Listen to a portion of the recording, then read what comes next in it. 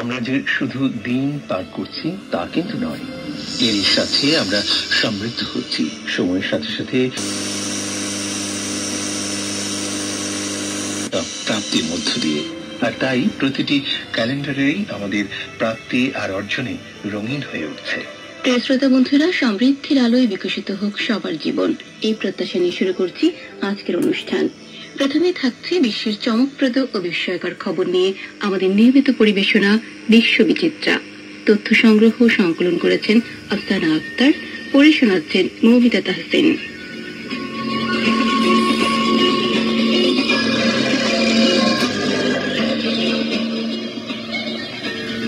একসময় বিশ্বের প্রায় সকল দেশেই বিভিন্ন রাজার রাজত্ব ছিল।